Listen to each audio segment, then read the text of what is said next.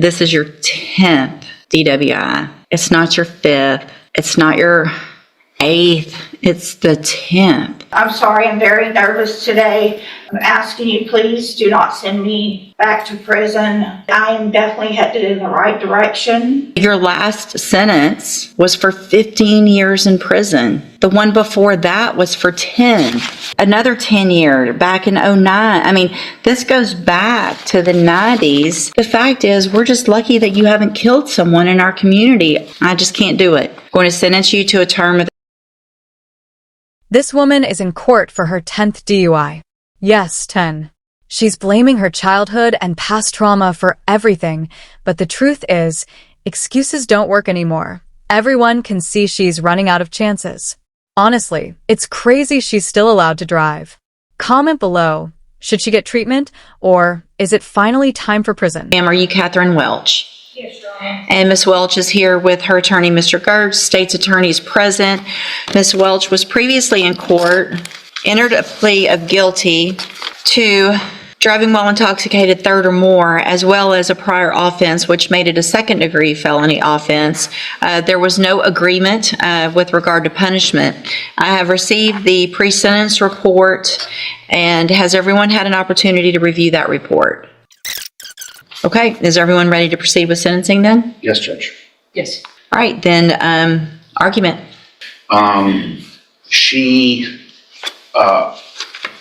Sometimes it's easy to look at one side of the ledger, the rap sheet or the criminal history, and think that that defines this person. What I have been fortunate enough to do is to really dig down and get to understand her as a human, and see that all the progress she's made, all the effort she's made, and see what she's done well, and all of the problems that she's been addressing well. She's obviously very anxious about this day, but we've been looking forward to this day as well, to be able to present that. And I want to go down on the bottom of page 2, address what I was talking about in the CSI. So that I'm not saying that this wasn't the words that came out of her mouth, but when she was asked by one of the examiners in the probation report, if she felt she needed treatment, she said she didn't feel like she needed treatment. She wasn't opposed either. I want to clarify what we mean by that. And I say this here, but what she would say, I think, is she did 90 days of detox rehab related treatment, has continued aftercare, has continued mental health care. But in terms of going to a program that is specifically targeted at people who are currently using or currently intoxicated, I think she thought that wasn't the direction that would be ideal. She will do whatever you want her to do, but I wanted to explain what that comment means. Additionally, we've been in contact with her current parole officer. They are willing to keep her on parole instead of revoking her, depending on what the court does here. And so that was encouraging as well. I think we had the same kinds of conversations with them about her recovery and about her efforts. And so I think that was an encouraging sign from them. And then finally, Judge, you see, we didn't want to focus too much on support from the community because, again, this isn't just a run-of-the-mill case. This is a different focus. But she is married. She has a family. She recognizes the impact that all of this has had on her family and her relationships, the strain it has put on her husband, both financially and also emotionally. And she accepts responsibility for that. Anything else? Would you like to say something, Judge? Your Honor, I just want to say that the past was fueled by drugs and alcohol. I take complete responsibility for that. I did not know from very young, when things happened in my life, that it could have been, some of it could have been treated and stopped earlier if I had gotten help for my mental health. That after I received this DWI, that helped me get myself to a place that I could go into a treatment program and deal with some of those past traumas.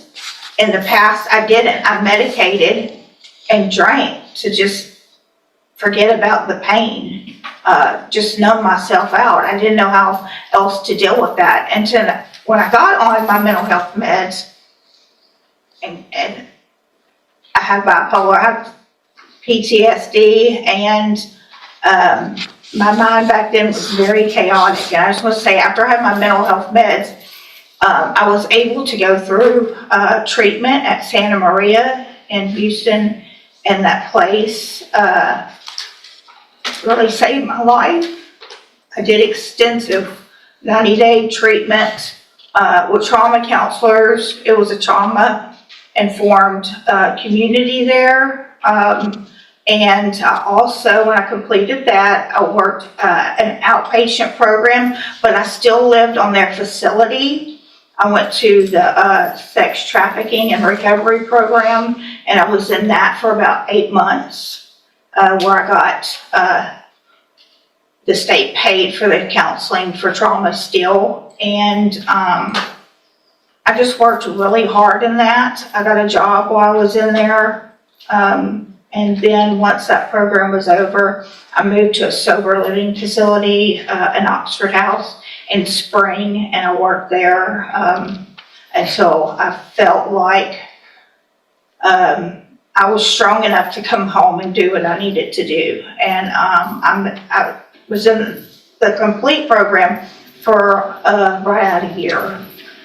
And I'm sorry, I'm very nervous today, and I know that my 10 DUIs isn't an accident, it's a pattern. The system kept giving her chances, and she kept pushing her luck. Most people get scared after one DUI, but she kept going. Imagine how many times she might have driven drunk without getting caught. Comment, treatment, or prison.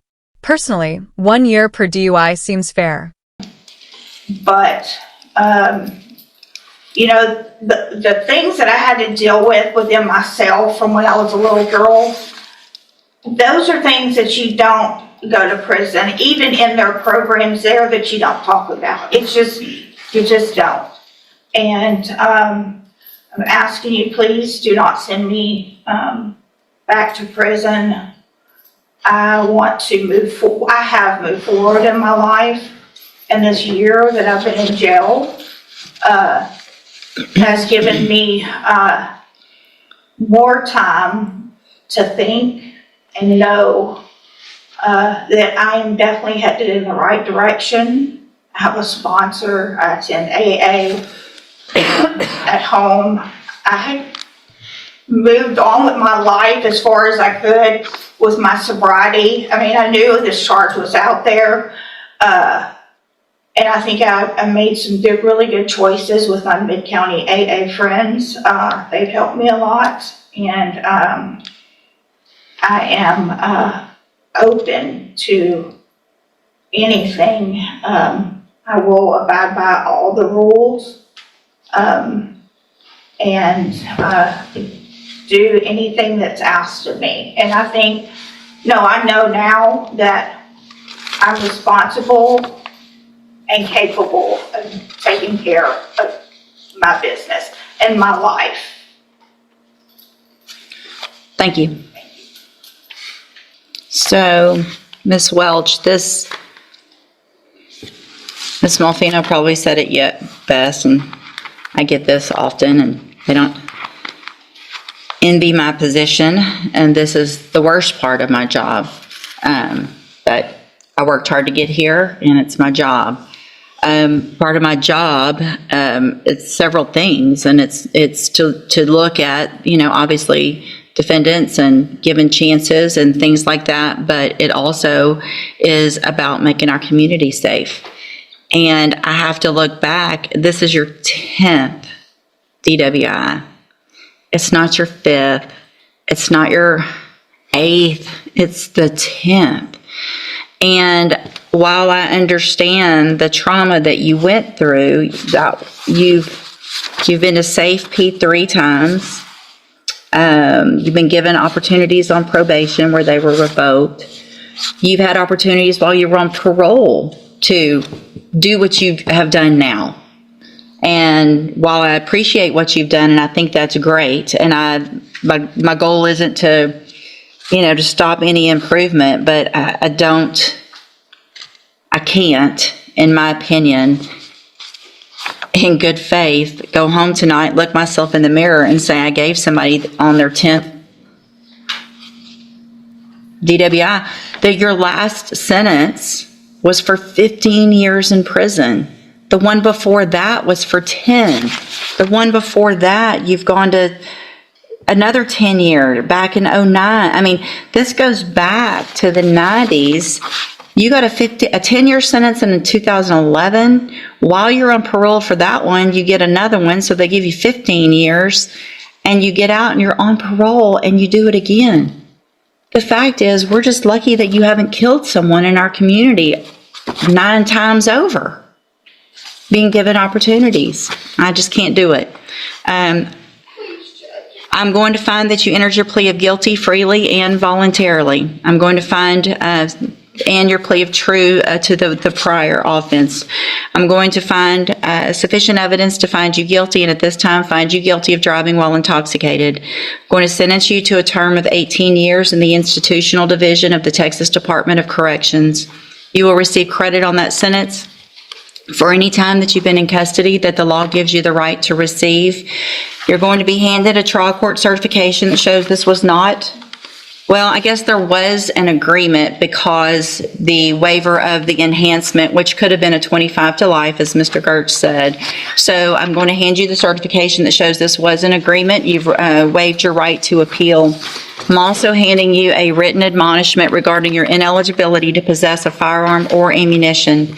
Possession, because of the judgment entered against you, you're ineligible under Texas law to possess a firearm or ammunition. Possession of a firearm or ammunition could lead to charges against you. You should read the written admonishment I provide you. If you have any questions about that, you can talk to Mr. Gertz. And Ms. Welch, I take no pleasure in this. This is extremely difficult for me. I understand to some extent addiction, and I understand that you are on a better path. However, there have been plenty of opportunities in the past where you were on a better path and you got back out and you got back on our roads again. And so good luck to you, ma'am. Thank you, Mr. Gertz. The judge gave the only sentence that makes sense. She's sorry, but actions matter more than words. 10 DUIs is a lot. 18 years might sound harsh, but think about how many people she could have hurt. Comment below, fair or too much.